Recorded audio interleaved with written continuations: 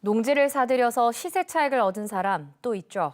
창원 성산 강기훈 국회의원입니다.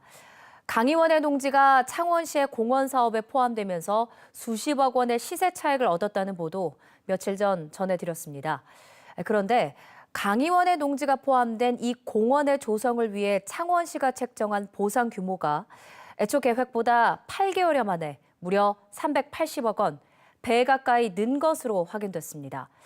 창원시 의회는 보상 절차를 들여다보기 위해 관련 서류 제출을 시에 요구했지만 창원시는 개인정보 보호를 핑계로 거부하고 있습니다.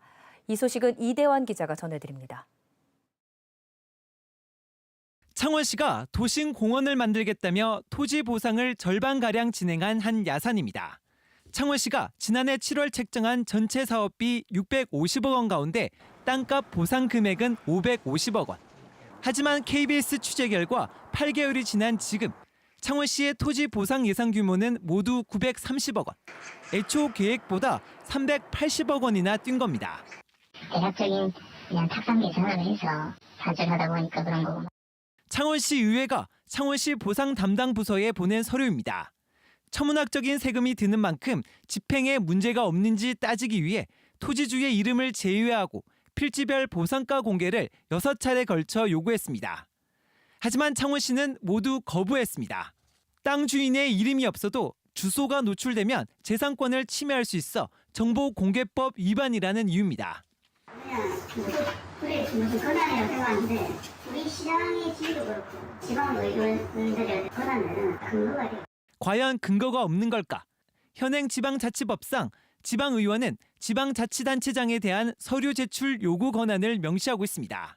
법제처도 광역, 기초의원의 서류 요구는 자치단체장에 대한 견제 수단 가운데 하나로 개인의 사생활 침해나 재판에 영향을 미치는 내용이 아니라면 단체장은 의회의 서류 제출 요구에 따를 의무가 있다고 수차례 해석한 바 있습니다.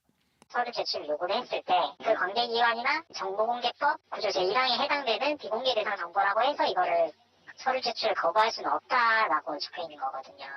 다만 창원시가 거부하더라도 제재할 수 있는 강제 규정이 없는 한계가 있습니다.